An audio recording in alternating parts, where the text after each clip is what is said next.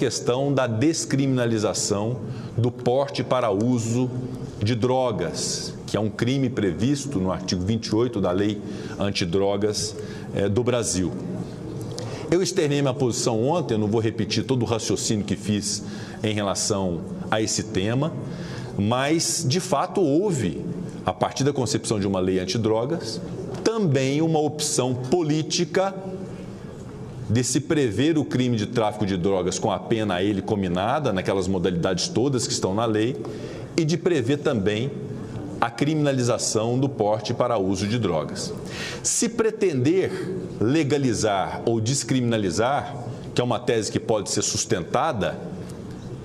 por aqueles que defendem que a questão é mais de saúde pública do que uma questão judicial ou uma questão penal, o foro de definição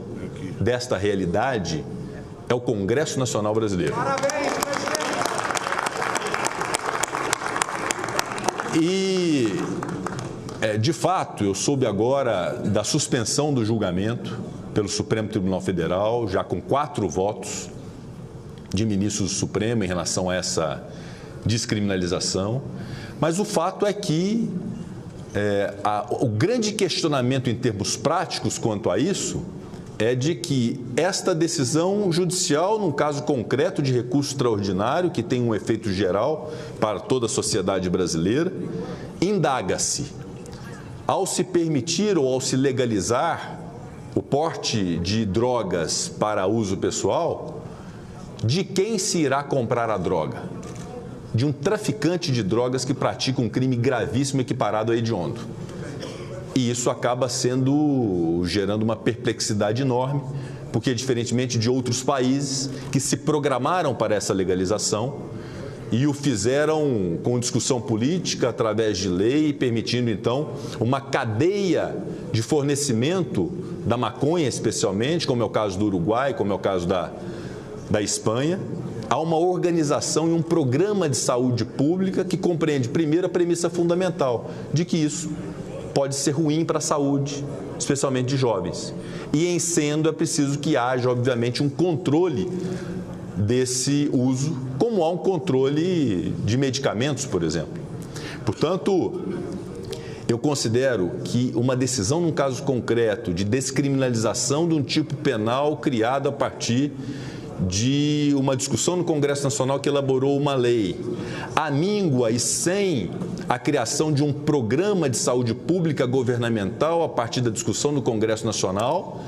é uma invasão de competência do Poder Legislativo. Verdadeiramente penso isso, externo, como já externei e continuarei externando aos próprios ministros do Supremo Tribunal Federal esse posicionamento, para que haja, por parte do Judiciário brasileiro, estamos aqui a votar inúmeros membros do CNMP, inclusive oriundos do Judiciário,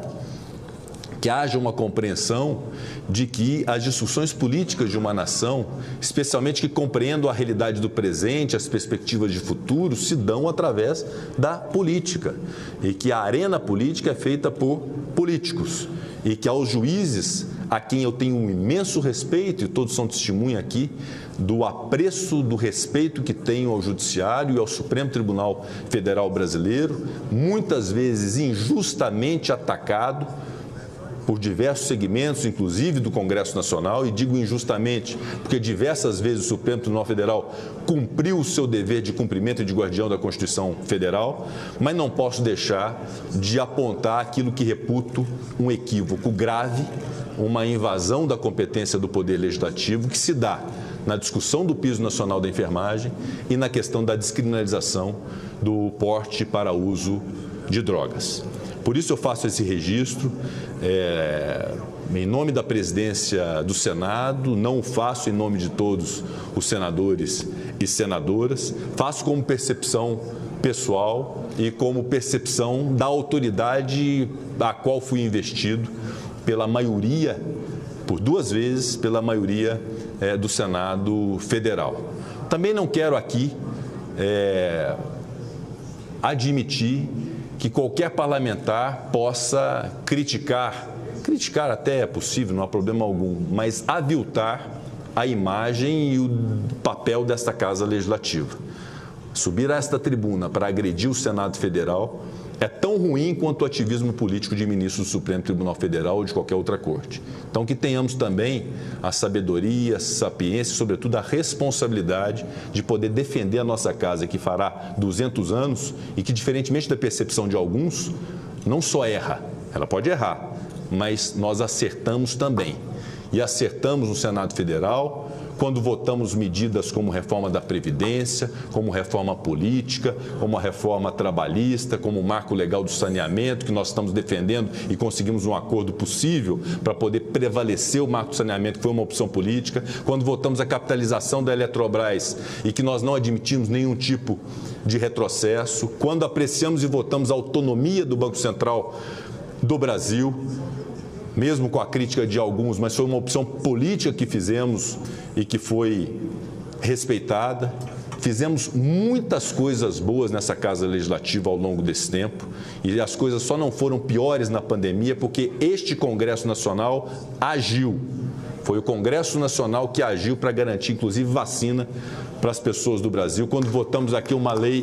que permitiu a compra de vacinas no nosso país. Então, pegar um ponto ali ou acolá de problemas que nós temos dessa interferência indevida que eu estou apontando aqui e reconhecendo por parte do Poder Judiciário em relação ao Legislativo, não descredencia o papel dessa casa e é cumprir papel e compromisso e dever de todos nós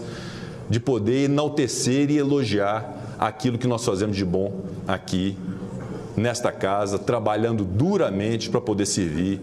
ao país. Por isso eu faço esse registro, eu acho que é importante fazê-lo para que possamos manter aquilo que nós estamos considerando como mais valioso nesse momento da nação, que é o equilíbrio, que é a parcimônia, que é a moderação, que já tem se refletido em bons números na economia, mas para isso é muito importante que todos os seus poderes, seus respectivos membros e seus respectivos chefes de poder tenham a compreensão de que esta é uma construção coletiva para a qual todos têm que colaborar. E a melhor forma de colaboração é reconhecendo o seu próprio papel e os seus limites e respeitando o papel do outro. Portanto, fica esse registro a todos os senadores e senadoras e aguardemos os desdobramentos. Senhor presidente.